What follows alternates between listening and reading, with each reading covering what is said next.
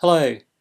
Today I'd like to take a look at a milestone in JRPG history, and undoubtedly the most significant turning point, for good or ill, that we've actually seen in the Final Fantasy series, since the games were first published, probably. Now, Final Fantasy X represents a moment in time where JRPGs were brought and amalgamated fully into the Western gaming mainstream, and the collective consciousness of gamers from, all demographics. Rather than just the preserve of the Japanese and the niche Western gamers that had been, playing them up till this point. And at the same time, the game also marked the merging of two veritable powerhouses in the gaming industry, in the form, of course, of Enix and Squaresoft.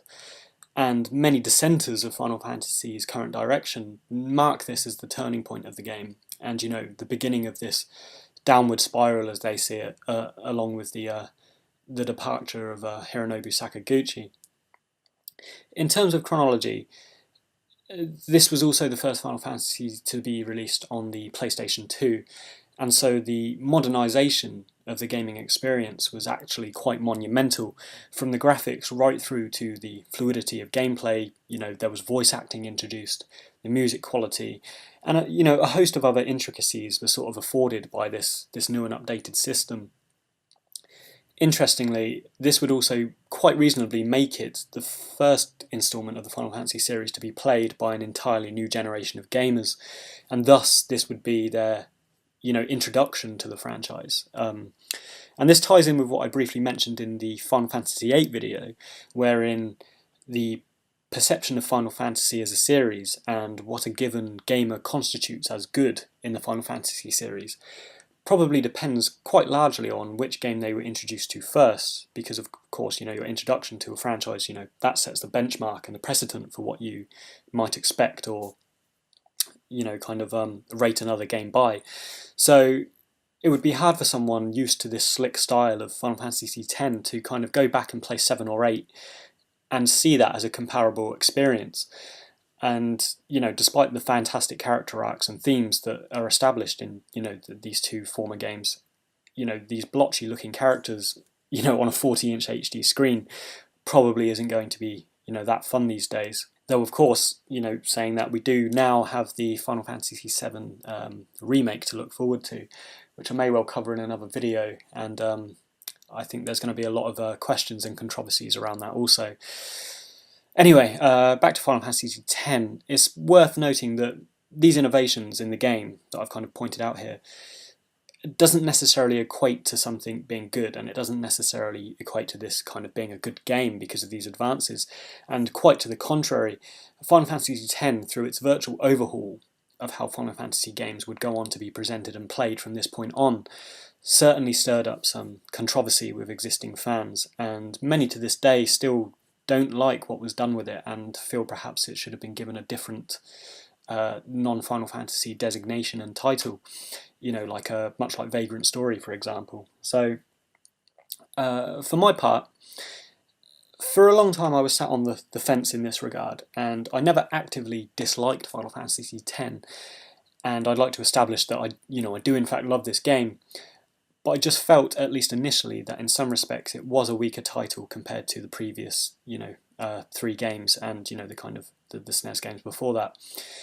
And first and foremost among my early misgivings was that I took exception to the streamlining that Square employed in terms of the more linear gameplay and also the removal of the explorable world map. Final Fantasy X is a game that is extremely smooth in terms of gameplay. The non-essentials are stripped right back, so it plays out pretty much like, the narrative of a movie. The presentation is extremely cinematic, and the main story is absolutely the focus, which is never really deviated from. Hence there being less explorative features and subplots and minigames kind of, featured in this game. So, although in some respects this can be considered a negative, and with these mini-games and explorable tropes of the Final Fantasy series formally being a part of the world-building sort of appeal of these games, I've actually long since kind of reconsidered Final Fantasy X as a game, and I feel that it succeeds precisely because of the absolute unshakable focus on its core story and characters. there is a sort of potence to the narrative that we don't necessarily get with earlier titles. Final Fantasy VII, as an example, for a large part of, I think it's towards the end of disc 2, I think it's disc 3 actually. No, I think it is towards the end of disc 2. Can't quite remember. But there's a bit where, Meteor's about to destroy the Earth, and it's kind of imminent that Earth's destruction is going to happen, and the entire hue of the world map sky is this sort of reddy orange because, Meteor is that close. But if the player wants to, they can go off and breed chocobos for the next 30 hours and play around in the gold saucer. So 10, by comparison to this, sets a compelling, undeviating course through its dense narrative that I've since actually come to appreciate a lot, and it does have this very potent immediacy to it. And, as I'm edging into narrative here, I might as well launch into the game with this, specifically the symbolic macrocosmic setting of Spira, which is a very dark and fantastic world, and it's an excellent innovation and unique kind of setting that Square have kind of placed us in for this particular game. Now, the concept embodied in Final Fantasy X is that of a perpetual cycle and a hopeless predeterminism in the form of never-ending death and destruction. The character Seymour Guado himself infers that the name Spira is informed by the term spiral, and what he means by that is that Spira, the continent on the planet, refers to a great spiral of death that hinges around this being, which is sin. And sin itself works on this infinite cycle of dormancy, known as the calm, and activity, wherein it kind of wantonly and indiscriminately destroys people and civilizations. And it's through this very simple and brutal concept that Spira becomes a world of both predetermined hopelessness and stagnation, due to this inability of its people to kind of progress and evolve out of this cycle of sin. So digressing into aesthetics just off the side of this, I really wanted to point out actually that this core concept, which is absolutely the theme and concept of Final Fantasy X, it actually branches out to inform the more technical and aesthetic aspects of the game.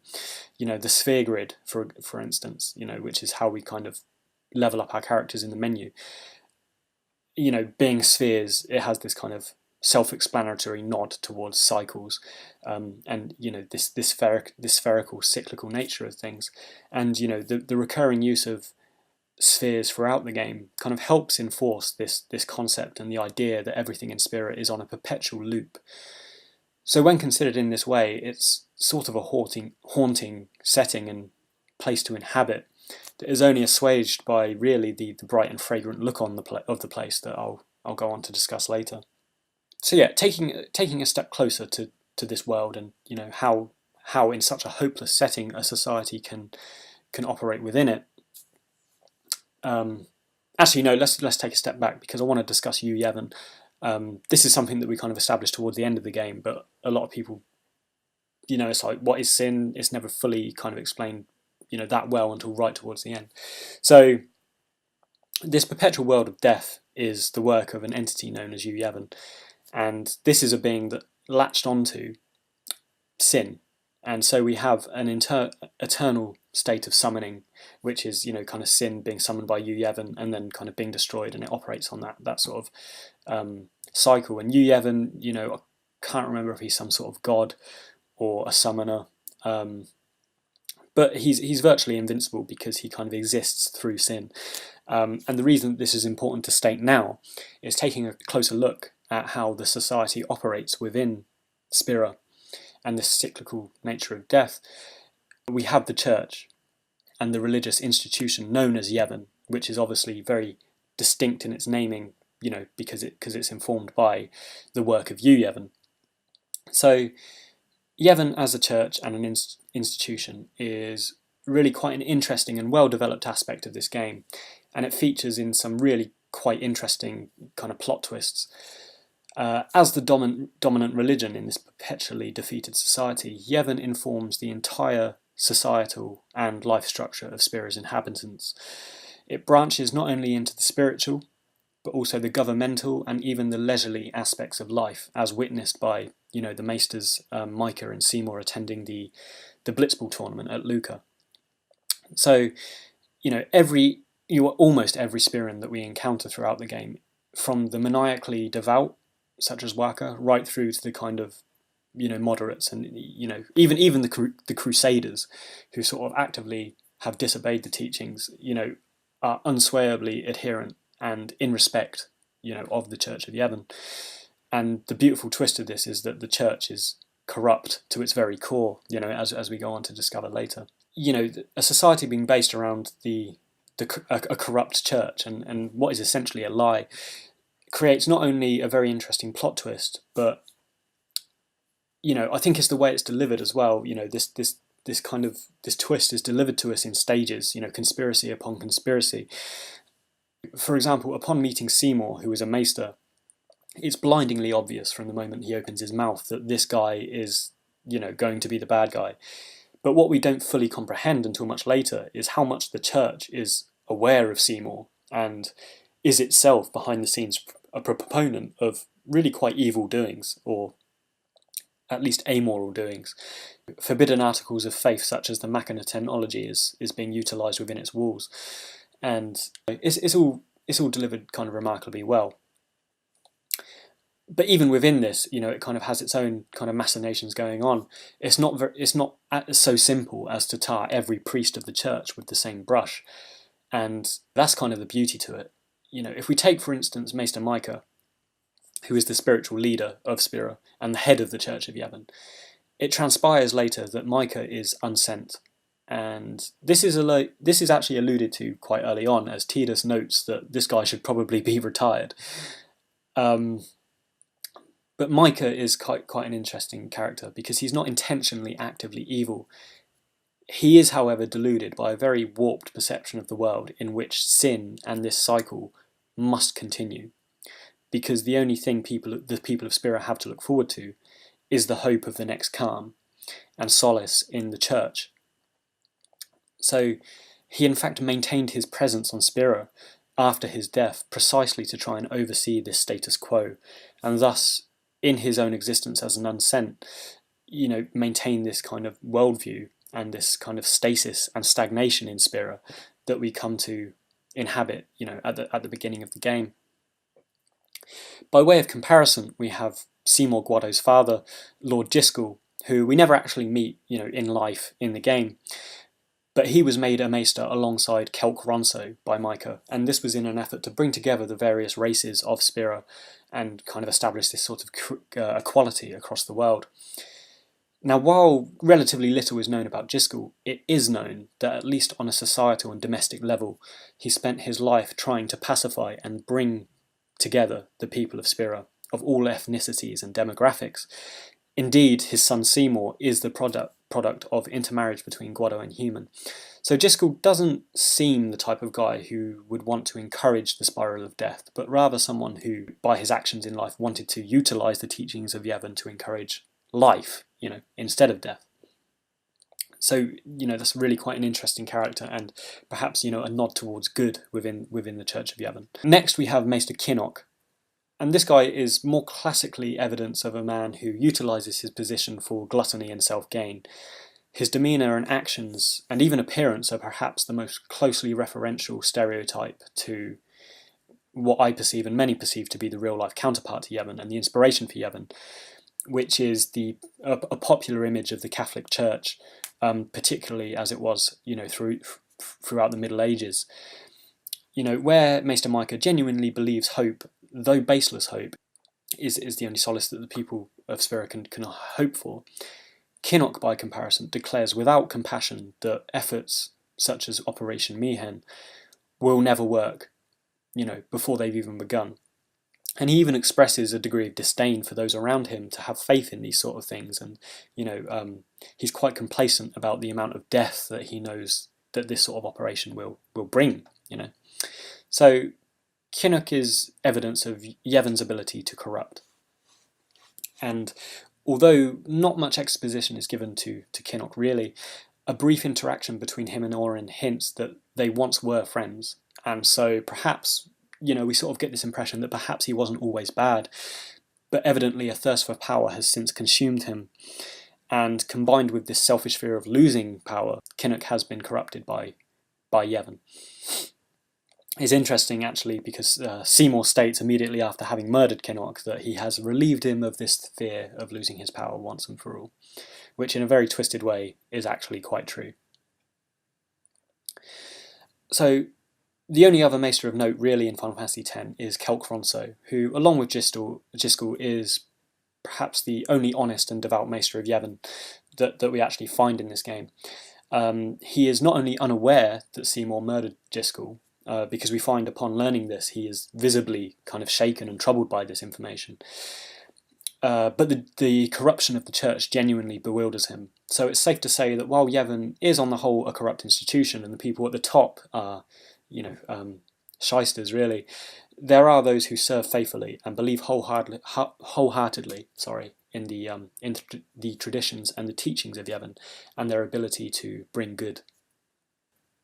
Taking a step closer to Yevon, because I find it such an interesting institution and concept around which the society of this game's inhabitants kind of orbit. I mentioned briefly that Yevon was an allegory for the Catholic Church, and there are various other nods to this, as well as evidence in other Square games that this is not an accident.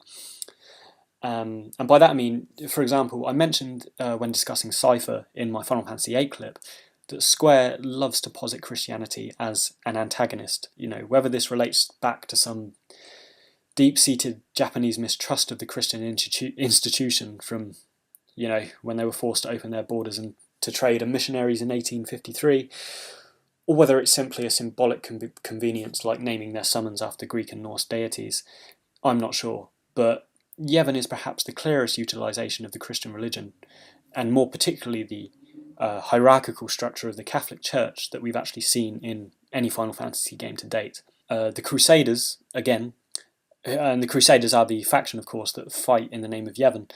These, of course, have ties with the European warrior Christians formed in the 11th century, both in their name and function. But even kind of more subtle contextual details, such as their eminent founder, Lord Meehan, even kind of deconstructing this a little bit, we can see he shares his own similar mythology with real-world figures, such as Richard the Lionheart of the Third Crusade, and kind of pursuing the Christian allegory of Final Fantasy X even further, and perhaps to its extreme. Moving outside the hierarchical and pseudo-Catholic institution of Yevon, I think it's quite easy, looked at in a certain way, to posit Yuna, the summoner on her pilgrimage, as a Christ figure, and her guardians around her, who follow her, as the apostles. Her knowledge and willing self-sacrifice for the love of others, along with spreading the faith to all those she meets upon her journey, this kind of sits her firmly in the arena of a Jesus Christ narrative, which only deviates upon her discovery of Yevon's corruption and the enthusiastic convictions of Tidus the Outsider to encourage her towards a different path. We also have kind of just tertiary additional terminology such as sin, such as the faith, and the term itself, pilgrimage, which in this instance is to of course the fabled land of Zanakind rather than the holy land of Jerusalem. But these core facets of Final Fantasy X parallel very, very strongly with major aspects of Abrahamic religions.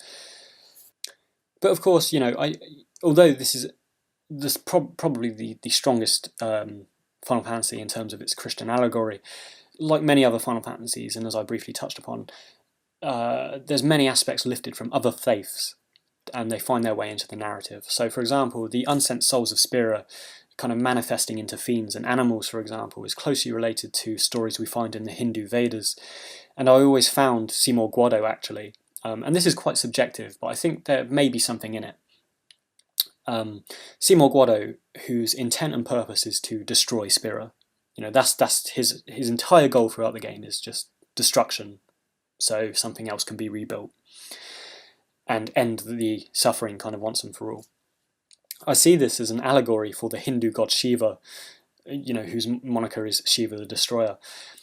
And to an extent, I think this even finds its way into his aesthetics, such as the blue hues and general kind of makeup of his character. They lend themselves to this idea too. And on this note, and this is why I don't think it's potentially an accident, is that Seymour Guado, prior to murdering Lord Giskel and becoming, a Higher Maester, was actually the priest of Macalania Temple. And Macalania Temple is, of course, the temple in which you receive the Aeon Shiva at the Cloister of Trials.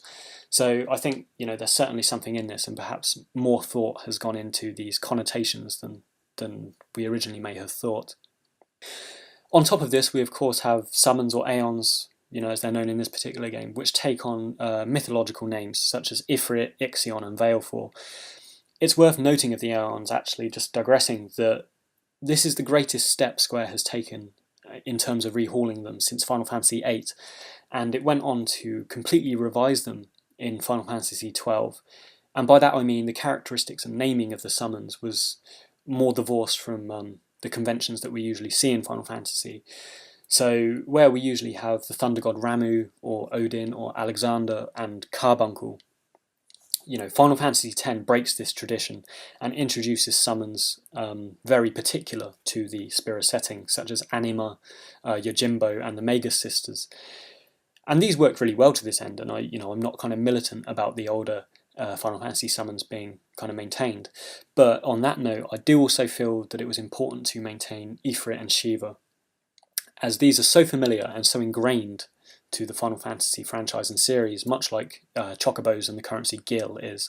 They're basically staples, and I'm glad that they were kind of maintained for Final Fantasy X. And just digressing very slightly on Final Fantasy XII, which I haven't discussed before in depth, but I was a little bit put out when we had Belias introduced as the Fire Esper instead of Ifrit, who I think was the name for an airship in that game instead. A little bit put out by that, but anyway. So yeah, while we're on the subjects of summons, and just finally, I think it's worth noting that this is another instance, much like Final Fantasy VIII, where the summons are weaved into the narrative really well, and they are the linchpin of the main plot. Where most Final Fantasies have summons, but they're usually kind of tacked on as battle assets, and they're not really much more than that. In Final Fantasy X, they serve as the backbone and the raison d'etre for the pilgrimage across Spira. Each one is collected at a respective temple, and thus offers a reason, and from a player perspective, an encouraging reason to kind of keep progressing from one location to the next. So yeah, and that said, and despite kind of what I said earlier about Final Fantasy X's focus on the core story, I think there was actually some quite good side quest potential in the hidden summons, such as Yojimbo, Anima, and the Magus Sisters. And all three of these, along with the others, were really quite worthwhile in terms of game hours to put in the effort to discovering them, simply because their aesthetics, animation, and moveset are absolutely fantastic. Now, turning to the characters and story of Final Fantasy X, and starting, of course, with Tidus, I think we can observe what a sound and, albeit archetypal plot device that he is, in terms of being the classic outsider for whom everything is new, and thus his education in the ways of Spira throughout the game is simultaneously our education in the ways of Spira. And it's just quite a classic means of exposition that, though quite common, I think is packaged really well in this particular setting and game. Indeed, Spira has one of the most well-established and fleshed out histories that we find in a Final Fantasy up to this point, and the political strife between Yevon and the Al Bhed, the traditions of the summoner and the pilgrimage, and of course the presence of sin, really does feel like it's kind of centuries old by the time that we come to inhabit this world. But moving, back to the plot device of Tidus, I recently came across a 1949 publication called The Hero with a Thousand Faces, and this was written by the academic Joseph Campbell, and it's a highly influential set of observations about heroes in mythology, and it was influenced by the Jungian philosophy of archetypes and the idea that archetypes resound strongly with us because they each express traits that are psychologically familiar to us. So these narrative archetypes have been expressed for centuries throughout mythology, or what Joseph Campbell comes to call the monomyth, because, kind of sandwiched together, set alongside one another, they all follow near identical sets of conventions that kind of set them apart. And I think that Tidus, actually having kind of read around this book and read a few chapters of it, I haven't quite got through it, it's quite big, But I think that Tidus quite resoundingly stacks up against these criteria when we start observing him more objectively in this game.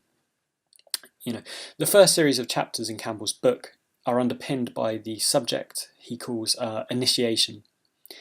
And this can comprise various situations, but almost always we'll find the hero introduced in their own familiar setting and world. Whether this is Theseus in Athens, or Harry Potter in The Cupboard Under the Stairs, or indeed Tidus in Zanarkand. Another factor Campbell observes at this stage is aggression, or the need for atonement with the hero's elders. So for example, Harry Potter has his uncle Vernon, Oedipus was left to die in the mountains by his father, who of course he later murdered, and Luke Skywalker expresses frequent frustration with Uncle Owen on Tatooine.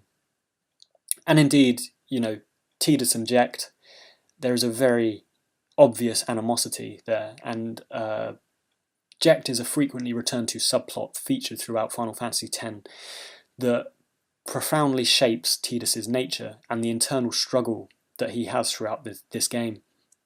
And there's very obviously this perceived abandonment and muddled perceptions of his father that we kind of see throughout the story of Final Fantasy X.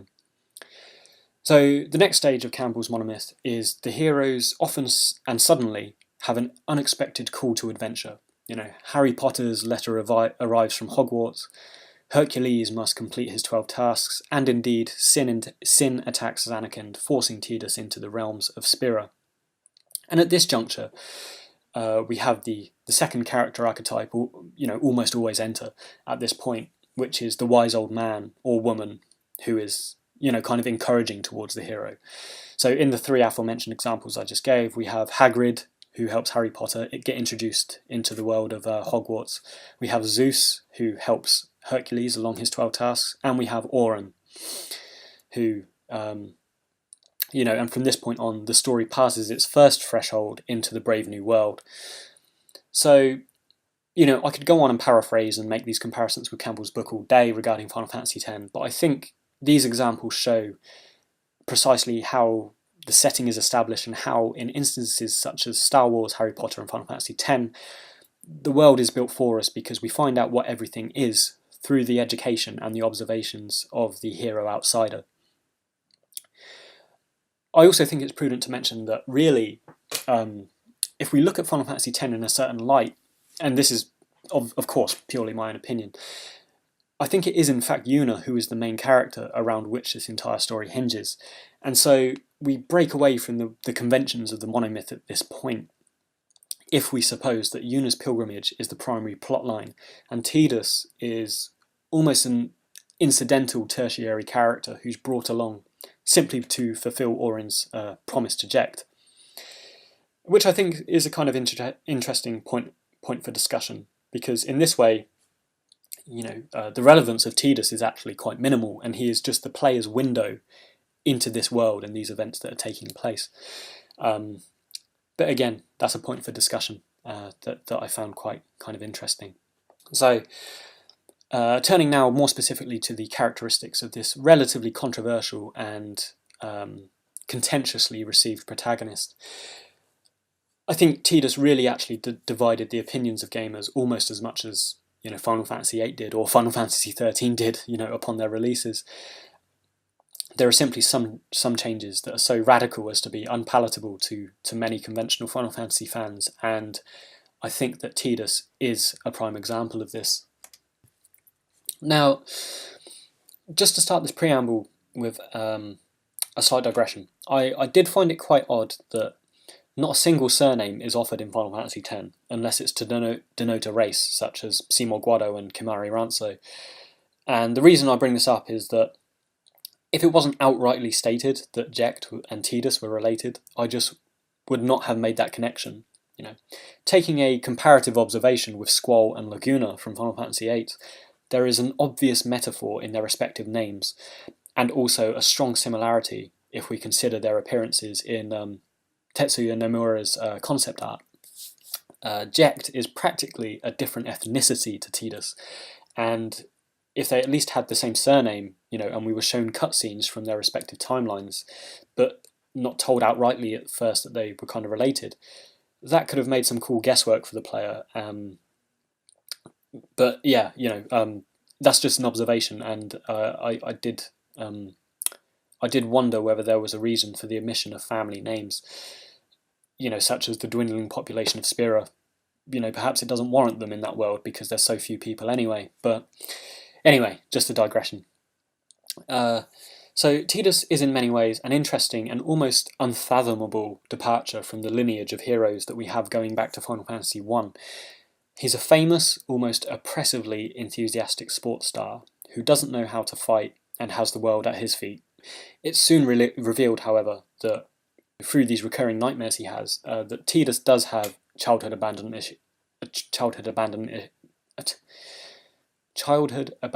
issues, and has a very repressed kind of anger towards Jecht, his father. Now, the departure from the Final Fantasy hero conventions doesn't really bother me at all, and quite to the contrary, I think it's interesting to see this character's transition from a high-tech super city where he has everything he could ever want, to the barren, primitive world of Spira where surviving from one day to the next is dubious at best. So I can forgive Tidus his boundless optimism, and even his kind of whiny nature, but I think the delivery of this character through Tidus's dialogue is made unpalatable by, the voice acting. Now, a lot of time has passed since Final Fantasy X was released, and it has without a doubt slipped into the realms of rose-tinted nostalgia, so perhaps many people are a bit more tolerant of Tidus's voice, but for my part, although I'm used to it, and I've played this game, about 100 times, I can't help but feel for such a character, who does 80% of the talking in this game. A better casting would have improved Tidus's reception, and by extension, the entire experience of the game tenfold. On a related note, voice acting for Final Fantasy, and for video games in general, this was a phenomenon that is quite hard to put into context now because it's gone from some gimmicky addition that you'd find in early platformers such as Gex 3D to a fully fledged companion and expectation for this kind of generation of gaming. You've got Gary Oldman and Kevin Spacey voicing COD games, and Liam Neeson and Sean Bean doing Bethesda games. So it's interesting to note the reception of voice acting in Final Fantasy X, not just because some of it was done badly, as I've just kind of noted, but also because the nature of these fantasy games allows a lot for the imagination. And by not fleshing out the characters too thoroughly, it left a lot more to the imagination and to player interpretation. I think that in a lot of ways, at the time when Final Fantasy X came out, I felt that voice acting in a Final Fantasy game was a lot like having a novel with pictures in it. It gives just that bit too much, to permit the player's imagination, and it robs them of that entitlement to perhaps interpret these characters as they wanted to, because there's no way in hell I would have given Tidus the voice that he ended up having. So and I think actually on this note, a comparative example is the Studio Ghibli films, and I think it was in a companion book to the Ghibli franchise, that Hayao Miyazaki purposely kind of crafts generic looking heroes because he intends the audience to imagine themselves as that character. And I think that pre-voice acted video games were capable of operating somewhere along those lines, and some games like the Dark Souls series, for example, and Elder Scrolls games kind of still permit that little additional bit of imagination to take the game that much further. Tidus, as I've briefly mentioned, could be considered the lead protagonist and the main hero, but I often find myself thinking of him as simply the eyes and ears of Yuna's journey. Much as Auron had become the narrator of Braska's journey. And I prefer to consider Final Fantasy X from this angle because it's the first time we have a story that doesn't hinge around the machismo of a male lead or an ensemble cast, but rather the main character we take control of is the narrator for someone else's story. And I think it's prudent that Tidus, disappears at the end because it really reinforces and offers credence to this idea that it is Yuna's story, And in fact, Tidus's most prominent contribution to the story really is simply to change Yuna's mindset. Being from a different, albeit fabricated background, Tidus has a fresh pair of eyes on the nature of Spira, and not only proposes, but through his juvenile impulsiveness, kind of acts upon an alternative route, to the final summoning. for Yuna to take.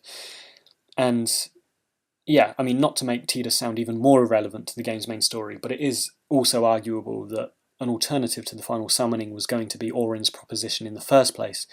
Indeed, his very status as an unsent is because such a profound trauma bound him to the world of the living, much like Lord Jiskel.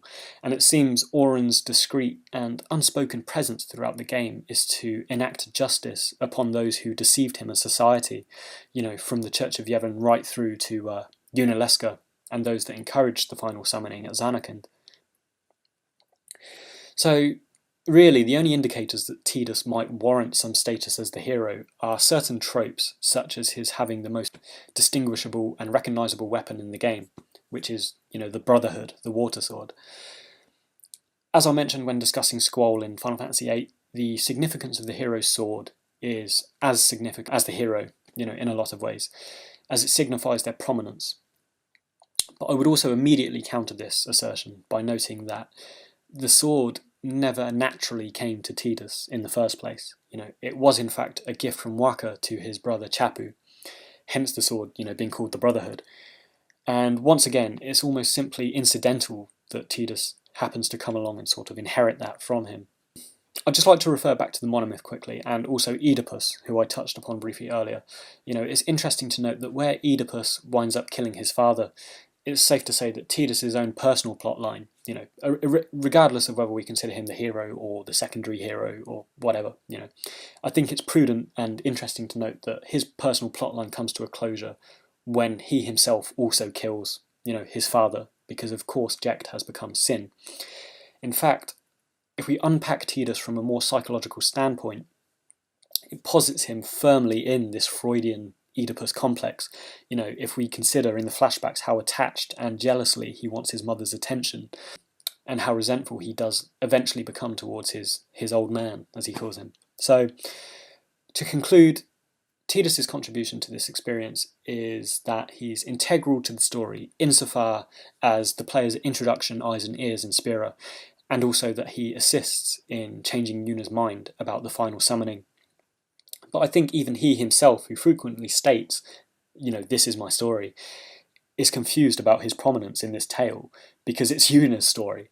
And I'd go slightly further just to kind of conclude on Tidus that where the female lead is usually relegated to a flimsy love interest with the main male character, it's arguably flipped and you kind of transition to the other way around in Final Fantasy X, and it is in fact Tidus who is basically the flimsy love interest who's distracting Yuna from her main quest and her destiny.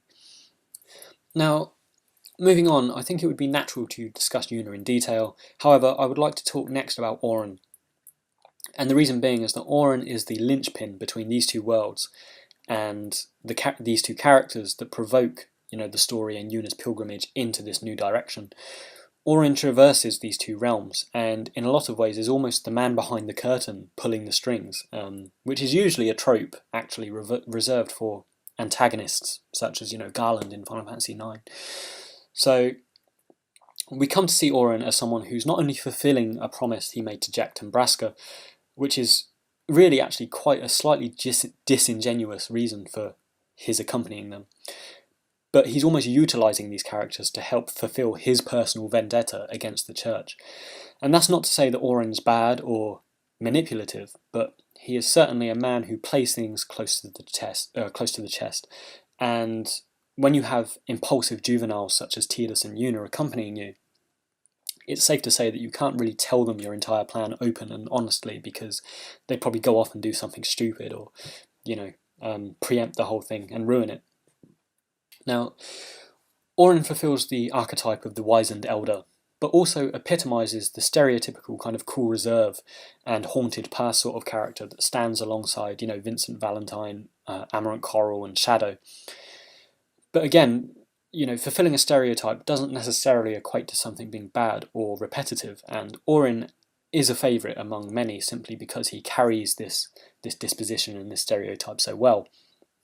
His presence provokes a lot of guesswork early on, as the player is left kind of wondering how he could possibly, be both in Tidus' Zanarkand, join the party, in Spira. And I think the ability of the scenario writer to make him both a man of few words, and at the same time the guy calling the shots once he joins the party is actually, really quite genius. Oren is obviously a very cool presence to have around in this otherwise young and really quite impulsive group.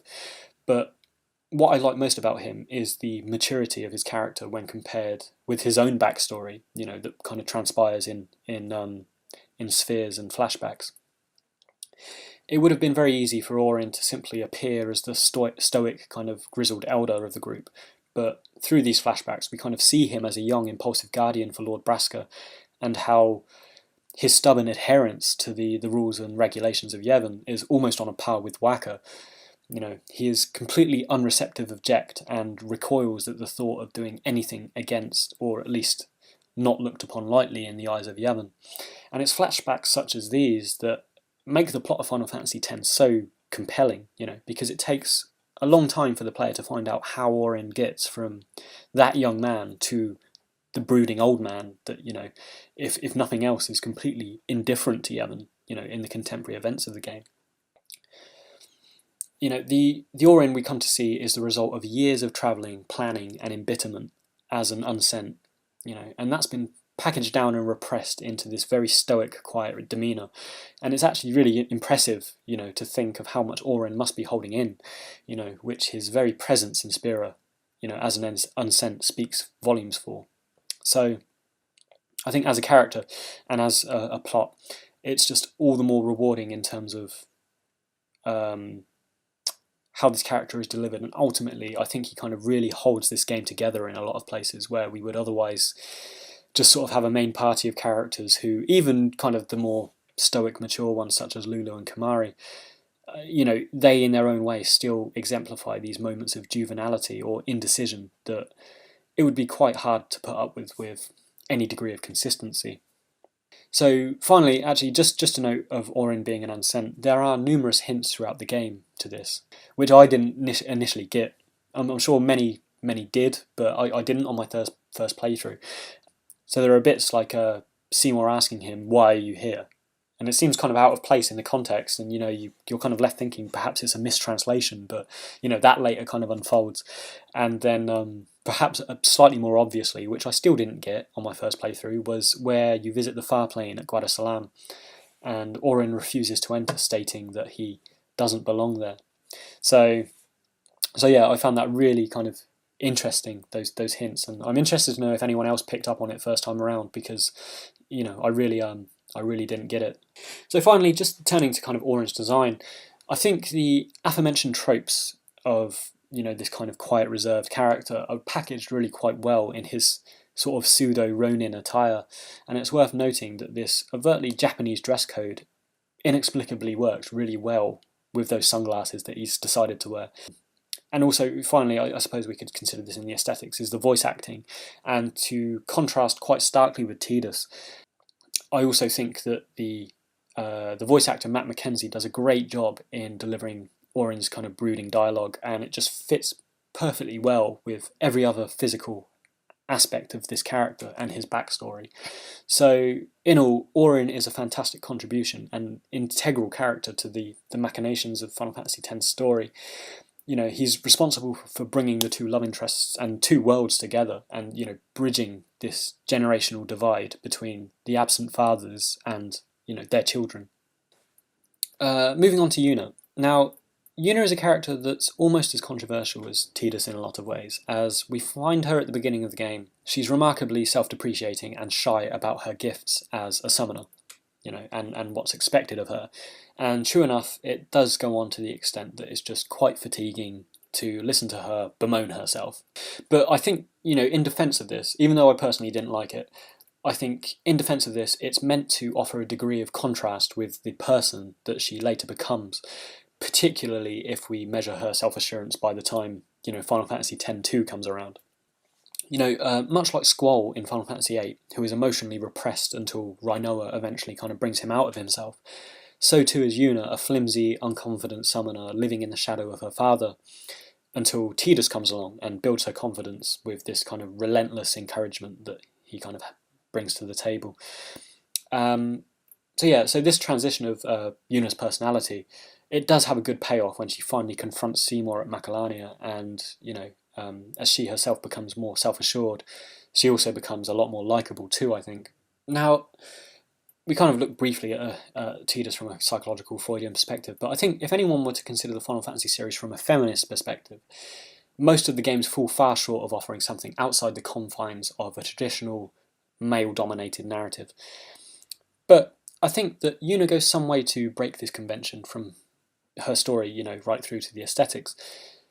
Firstly, as I've mentioned, Tidus, is not the main character. She dominates the plot, and everything hinges around her journey rather than Tidus's, who's the male lead.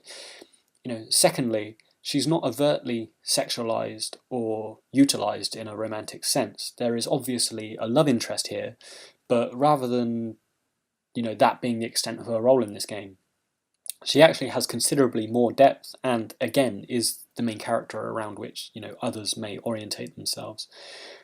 Yuna also exemplifies her empowerment by refusing to marry Seymour, which is, of course, a very traditionally patriarchal arrangement.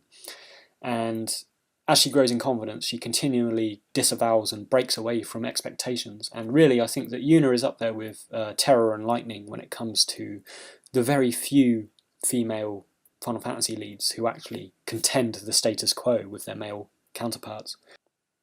I also mentioned briefly earlier about Yuna being a sort of loose allegory for Jesus Christ, with the story and the characters, kind of flocking to her whenever she approaches. Indeed, the intended martyrdom of Yuna reinforces this, and I think that with Yuna's knowledge of what she ultimately, has to sacrifice, it's again a testament to her strength of will that isn't initially there, at the beginning of the game. But having said this, as far as protagonists go, I do admittedly have less time for Yuna and Tidus as individuals, but they coalesce to create this story really quite well. And when Tidus finally disappears at the end of the game on top of the airship, I did feel very profoundly gutted for Yuna, and it's not often that we have such a bittersweet twist in these kind of games. So the ending really did bring it all together and prompt sympathy for this character, even if she's not the most likable, at the beginning of the game. In terms of voice casting, I find Yuna tolerable, but again, like Tidus, I don't wonder if someone else might have managed this role better.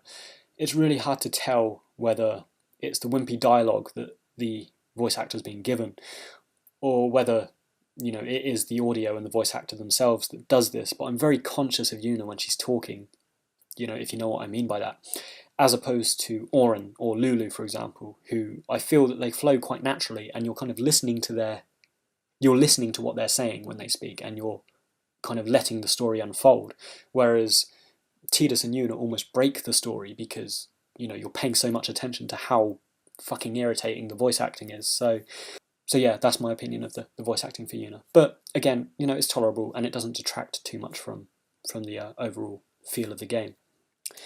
Aesthetically, Yuna is also heavily informed by Japanese attire, and she has this sort of modified decorative kimono going on. And she's also very modestly clothed, which again makes her less of an object of chauvinistic attention, and she's more relied upon for her strength of character to give her relevance in this game, which is another nod towards the breaking from the male-dominated convention that we see in these games. Moving on to Wakka. This guy is yet another character who received very mixed reviews with Final Fantasy fans, and really I think all these divided opinions do come down to the introduction of voice acting, which I keep going on about, but of course it was a very significant introduction in terms of character and narrative that we had in this game. So yeah, I think there was a degree of prominent controversy that comes with this. But for my part, he's someone that I really quite like, and for the record, yes, I do like the accent. But beyond this, getting past, the voice acting, which I don't think is, too bad with Wakka at all. I really like it. But beyond this, the really interesting thing about this character is that more often than not in a Final Fantasy game, the party of heroes represents a unified front. They're aligned against one key nemesis, and they collectively strive to achieve that goal, by defeating him or her.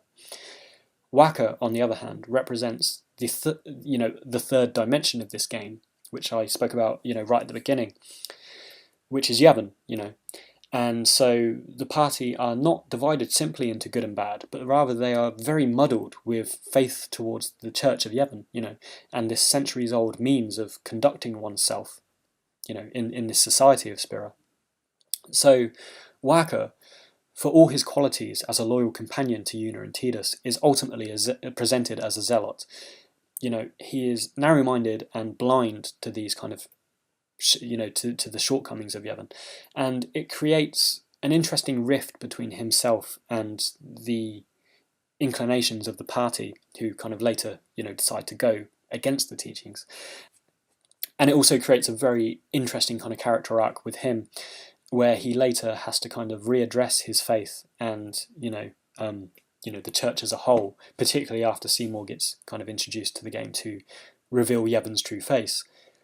Waka also exemplifies a degree of prejudice against the Al-Bhed, which of course is informed by his faith. But he has this prejudice firstly because they actively oppose the Church of Yevon by wielding the forbidden Machina technology, but also because his brother Chapu died fighting Sin. And Waka blames this on the fact that Chapu opted to use an Al-Bhed Machina weapon instead of the sword Brotherhood that he gave him, and later passed on to Tidus. So Waka's narrow-mindedness to this end is perhaps best exemplified by his failure to notice that Riku is an Al-Bhed, and indeed the fact that he doesn't know Yuna herself is half Al-Bhed. So Waka has this kind of classic example of unfounded prejudice and dogma, with these kind of political and spiritual allegiances. He hates something, but he doesn't even know kind of precisely what it is that he's hating. Nor does he have any first-hand experience engaging with these people to make a kind of half-informed judgment for himself. So I think despite this, we can't necessarily blame Waka or, think that he's stupid. Losing a loved one, particularly at a young age, is a profoundly hard experience, and it's perfectly reasonable to suggest that prior to Chapu's death, Waka wasn't at all, extreme in his faith or his views at all. It's just that the unfortunate circumstance occurred, and Waka's trauma was channeled into religious dogma as a rationale to explain why Chapu died. And it's also, a coping mechanism emotionally to deal with this fact. Waka's character development takes perhaps the longest of all of the party members, as it's only when we finally get to Bavel, and where we find the church kind of utilising Machina themselves, that Waka realises the true extent of Yevon's hypocrisy. Even in the face of kind of Seymour's transgressions, Waka refuses to accept that the religion he has abided by for his entire life is corrupt to its very core. And it does invoke both kind of frustration and pity for him that leads him to become quite an interesting and sympathetic character, I think, ultimately throughout this game. Moving on to Lulu, whose plot and backstory is closely interconnected with Waka's, she exemplifies someone who, rather than resigning themselves to faith in a higher power, to both rationalise and cope with loss, she takes to internalising it in a very extreme way. Various hints are given throughout the game that Lulu adopted her internalised reserve and kind of cynical demeanour only since, Chapu's death.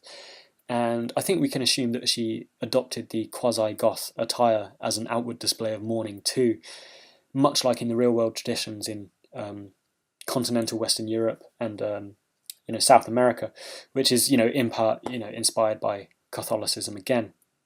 So again, we see these kind of real-world traditions of faith at play in Final Fantasy as well. Until Auron's arrival, Lulu is posited as the voice of reason and the, not leader, but certainly the wizened element to Yuna's party. She's remarkably pragmatic, but also, in her own way, remarkably sensitive and naive. Her blunt refusal to discuss Chapu, dispels this idea of her being strong, and actually posits her as a remarkably pained and damaged person.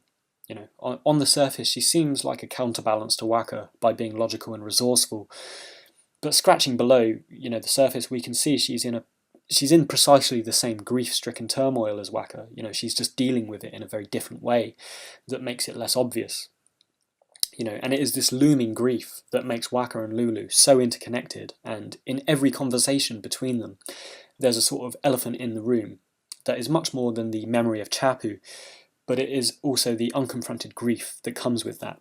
which of course later manifests itself into a romantic resolve, between them both. So, despite being positioned as someone wise and strong, Lulu caters to this caricature of the buxom woman, to put in one way, much like Tifa from Final Fantasy VII or Beatrix from Final Fantasy IX. And as I mentioned, Yuna, I discussed Yuna briefly from a feminist perspective, and I think it's prudent to mention that Lulu's aesthetics are completely in contrast to this, in that she dresses much less conservatively than Yuna, and I'm sure if anyone wanted to analyse this game from such an angle, there'd be questions around whether she's a liberated woman, kind of dressing how she wants, or perhaps someone who's clearly been designed by a male game developer, and thus a product of a patriarchal, idealised version of what an accessible woman should be. For my part, I'm not going to stray into that, but I think off the back of this, it's also worth noting that there are a couple of dialogue options available in the game where Tidus is able to flirt with Lulu, and this is quite a funny kind of tongue-in-cheek addition that harkens back to the ability in Final Fantasy VII to court the emotions of both Tifa and Ares and actually go on a date with one of them. So next we have Kimahri, who, along with Lulu, comprises the two initial guardians that Yuna has at the beginning of her journey. Kimahri's backstory, which is only briefly touched upon throughout the game, hinges around his self-imposed exile from Mount Gagazet, following a fight with Baran and Yankee, the former of which breaks Kimahri's horn off, and in his shame, Kimahri opts to leave his homeland, whereupon he comes across Auron, who's dying, and promises to look after the child Yuna in his stead. So Kimahri obviously caters to the imposing yet silent and incorruptibly loyal companion who is also a kind of recurring trope in Final Fantasies and video games in general, really. However, given his due, I feel that he is actually one of the more well-rounded and developed that we find, of this stereotype, particularly in the Final Fantasy series. There's a running theme with Yuna and Tidus that they both have figures and expectations that they have to live up to in life. But looking at Kimahri, we can actually very much see that this is a concern for him as well. In the primitive societal conditions of the Ronso, wherein being small and having lost your horn, which a more Freudian observer, kind of slipping back to that, could probably attribute to some masculine phallic symbolism here. But being small and having lost his horn, Kimahri is left in a situation where he must redeem his honour in the eyes of both his tribe and those who antagonised him, Baran and Yankee. So Kimahri's plight then closely resembles this sort of upholding one's lineage and tradition, much like Braska became a high summoner, so Yuna must become a high summoner, and where Jecht was a star Blitzball player, so Tidus, became a star Blitzball player. Where Kimahri's tribe comprises of great warriors, so too must Kimahri become and prove himself a great warrior in the eyes of his tribe. And this is augmented by the fleeting instances in which we meet Yankee and Baran is really quite interesting, because they provide a window into the principles and traditions of the Ronso tribe. Yankee and Baran themselves are also quite interesting because they're not bad characters per se. In fact, we even have an instance of them helping the party, where they warn Kimahri about the summoners that go missing. But by the standards of the Ronso, this is how they behave. This is a window into their society. And, outside of the pious Yevonites, that comprise most of Spira, the Ronso operate on a very survival of the fittest kind of sort of culture. I suppose there is comparatively less, to discuss about Kimahri, and true enough, Kimahri along with Rico do sort of become tertiary characters. They're sort of background elements in many parts of the game, simply because, their relevance is less so than Yuna, Tidus and Auron, and I suppose to a lesser extent Wakka and Lulu. But I still feel that for the stereotypical role that Kimahri fulfills, he rounds it out very well, and he comes across very well, as a character in general.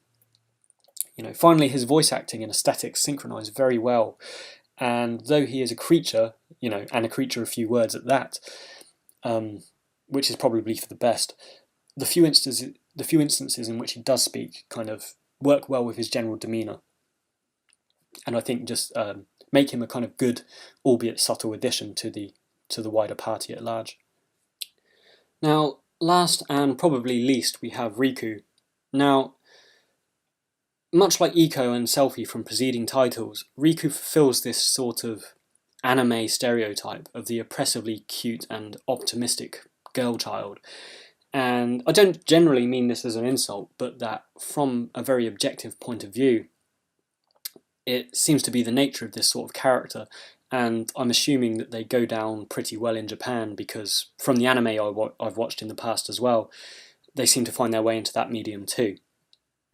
Now, Riku is an interesting addition to the cast insofar as she represents the largely maligned demographic known as the Al Bhed, and this kind of subgroup of Spira's population that operates fully outside the confines of the church. So, throughout the game, the Al Bhed, they're largely judged as outcasts and heathens due to their kind of non-adherence to the church, and also their utilisation of Machina technology. And to this end, there are probably some rural gypsy connotations to them, due to them operating on these fringes and being scavengers, and largely a kind of law unto themselves. But I also find the aesthetics of the Al Bhed are also interesting, because where the blonde-haired, blue-eyed Caucasian is usually the poster boy of narrative protagonism, particularly in the West, these physical attributes are subverted and applied to the outcasts instead. One only kind of need look at Mr. Rin or Brother, to see a definite Germanic connotation to their appearance that posits them as uniquely European and European inspired. So I think the fact that Riku as an ambassador for this culture is introduced to the main party, largely kind of comprised of those that were brought up with the teachings of Yevon, and particularly Waka, who has gone off the deep end with this dogmatic rhetoric. I really think that that's quite an interesting dynamic for them to introduce to this story. But aside from that, I think Riku is the classic example, much like Selphie, who on the surface is always really happy and enthusiastic, but then deep down she's actually kind of quite scared as well. And I think her contribution to the plot at large is tertiary at best, in that she helps introduce Tidus, to the world of Spira right at the beginning when they kind of find him there, and also in terms of Sid, and she introduces us to the short-lived Al Bhed stronghold as well, and how we kind of enter that part of the storyline. But really, apart from that, I don't have much to say about Riku, simply because she doesn't offer much in terms of the narrative. I think the thing that she does best is introduce this, not hostility, but this certain interesting dynamic within the party, particularly if we consider Waka as the opposite end of her spectrum as well, being this zealot. So I think there's very little to discuss there, and she is very much in this kind of anime manga stereotype that we often find cropping up in Japanese titles. So now that we've considered the main party of this game, I think it's going to be worthwhile also to consider some of the tertiary cast who really help augment and embellish this world. One of the interesting things about Final Fantasy X is the recurring characters we encounter through our journey, and this isn't really something that we find in a Final Fantasy on such a scale and to such a degree. And just digressing, the tertiary characters of note are obvious because, of course, they are all designated their own voice actor and voice acted part. So just to go through a couple of them quite quickly, we have Meishin, who is the scholar and storyteller, and he's someone we encounter who tells us little tidbits about Spira's history and certain ruins that we come across. He has this kind of characteristic warble to his voice, and his inclusion offers some additional world building from an objective and educational perspective. But after the first playthrough, there's not really much point in kind of engaging with him. Shalinda is another tertiary character we repeatedly encounter, and she is representative of the classic Yevonite. She is representative of the fragile hope and the population that kind of clings to this faith because it's all that they have to kind of keep themselves going. She embodies this naivety and reluctance to hear, the faith criticised. But gradually, in a similar fashion to Yuna, she becomes more emboldened as the game progresses, and but also kind of inexplicably remains oblivious to the inherent corruption of the Yevon order. Belgemine is a recurring summoner who we encounter, and she has her own interesting kind of side quest and storyline potential, in that she is an unsent, and she, in an optional side quest, when we obtain the Mega Sisters, we have the option to send her, which, is actually quite interesting, and I think she has some quite interesting dialogue options to go through with Yuna as well. The Chocobo Knights are a recurring element, and they offer a small degree of comic relief and context throughout the game. And finally, we have the traders Owaka and Mr. Rin, and they recur to offer a degree of context, and particularly in the terms of Rin, they exemplify the prejudices apparent throughout Spira, against the Al Bhed. Now, all these characters are significant in a couple of ways. Firstly, we could argue that the frequency of their presence is evidence of Spira's dwindled population due to the frequency of sin attacks, and it's the continent's relatively small scale, much like the Falkland Islands or Gibraltar, where most people know one another and there's only a few clustered areas of inhabitants. Actually, digressing very quickly on this point, it's never outrightly stated whether Spira consists solely of this continent that we inhabit, or whether the planet is perhaps more disparate and populated, but we're limited to this location. I think it's quite, kind of a legitimate argument to suggest that the continent we play in saw significant immigration because less robust landmarks were more susceptible to sin attacks, and, perhaps this is the only remaining populated continent, by the time we come to take, the events of the game take place. But yeah, so that's just a quick point that I found quite interesting. But another reason that these tertiary characters are important is because they also add to the cyclical theme of Final Fantasy X that I mentioned right at the beginning, where everything revolves around sin and spheres and cycles. Each interaction with these characters bears its own repetitiveness and addition to the great macrocosmic cycle of Spira. And on this note, someone suggested to me a long time ago, and I can't remember who it was, but they put forward this idea that the entire storyline itself, including the dream character, has been operating on this infinite cycle, until the defeat of sin. And they argued that in fact Jecht was the one meant to fulfill this kind of prophecy and defeat sin, but actually he failed, so the endless dream continued, and it was in fact Tidus who kind of took up this mantle and finally defeated sin. So, looked at it this way, Final Fantasy X has this almost Donnie Darko effect, where everything repeats indefinitely until this logical conclusion is finally achieved and breaks the cycle. And there's something really quite haunting about that. And, there's this endless prospect to Spira that's this almost claustrophobic, endless, repetitiveness to it. But from my understanding, the game, that's not a canon storyline with the intended canon of the game. But one point I will make in the favour of it is, Final Fantasy has long been known to kind of imitate Star Wars and the storylines of Star Wars because, the developers are fans of it. And it's almost like, Jecht and the Anakin Skywalker storyline, where, Jecht was meant to fulfill this prophecy of defeating sin, just as Anakin was supposed to fulfill this prophecy of, bringing balance to the Force. And, where the faith sort of dreamed up and created Jecht, so the midichlorians of the Force kind of coalesced and created Anakin. But it wasn't to be. It was in fact their offspring that went on to kind of fulfill the prophecy in the form of Tidus and Luke Skywalker, respectively. So that's another interesting kind of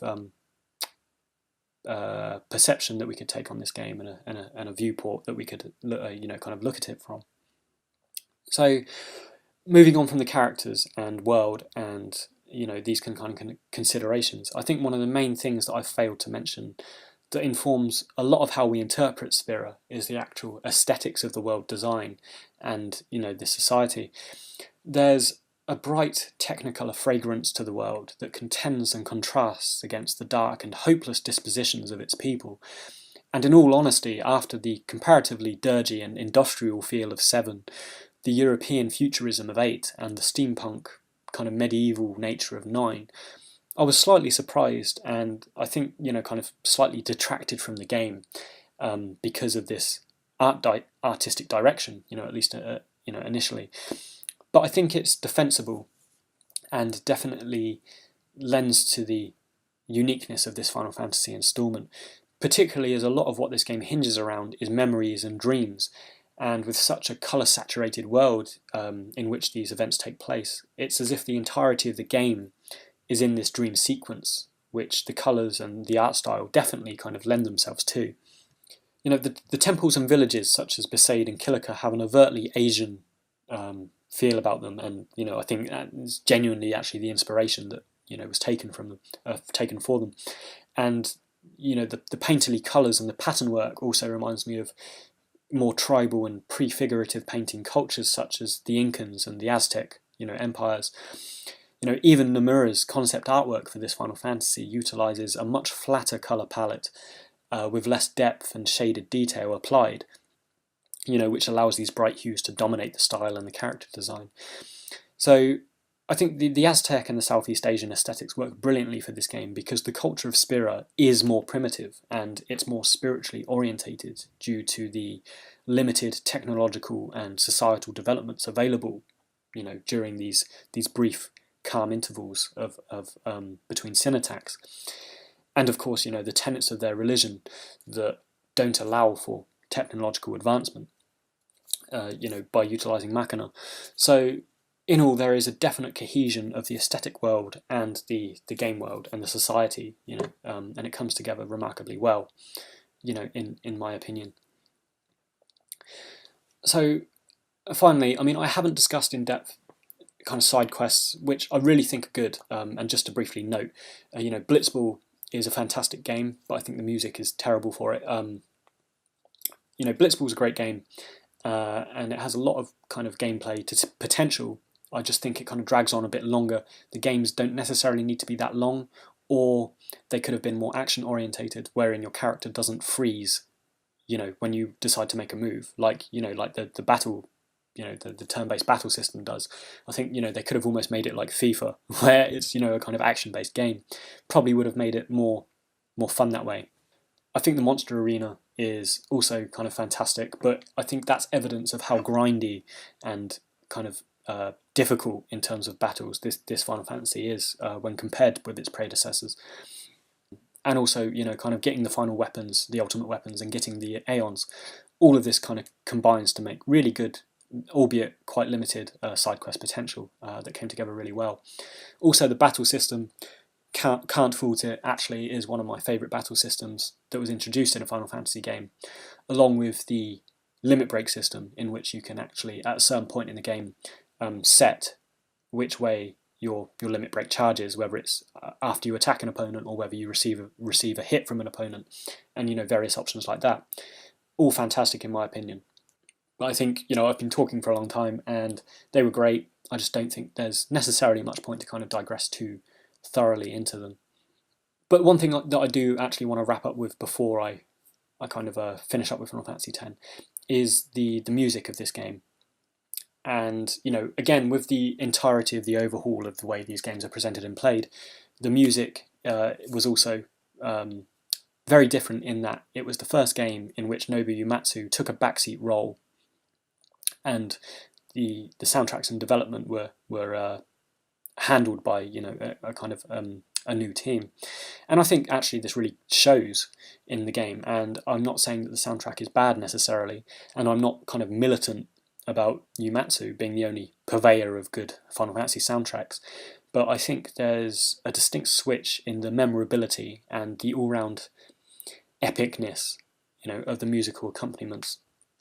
Some tunes are incredible. Auron's theme is outright one of my favourite character themes, in the entire Final Fantasy series.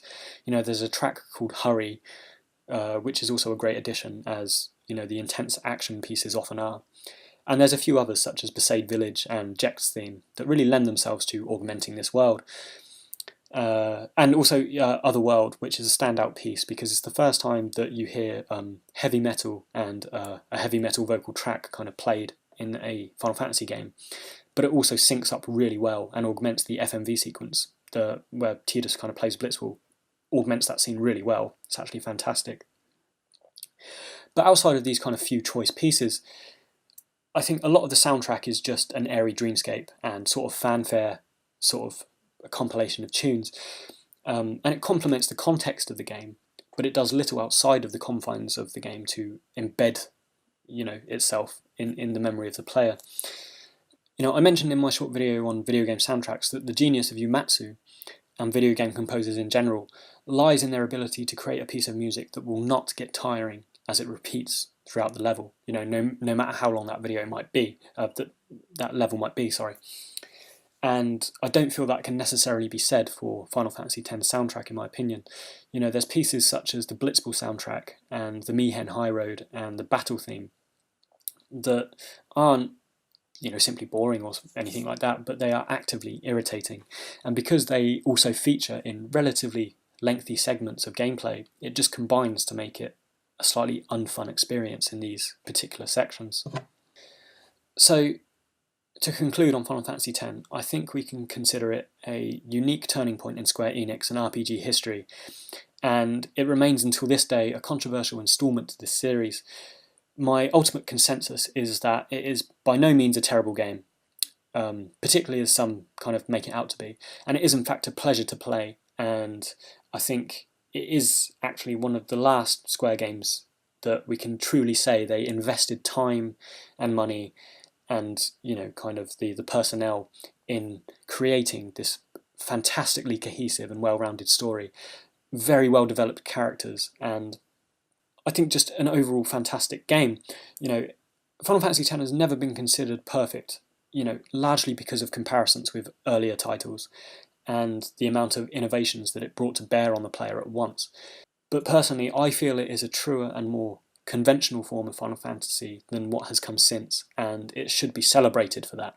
And at the time of this recording, Final Fantasy 15 is just around the corner. And despite shifting more furtively into the realms of active time battles and adventure sequences, I think it will be interesting to see if Square can reclaim some of its narrative and plot-driven credibility that was offered up in this Final Fantasy and all the ones that came before it, but seems to have left at the door with subsequent releases. So I think that remains to be seen.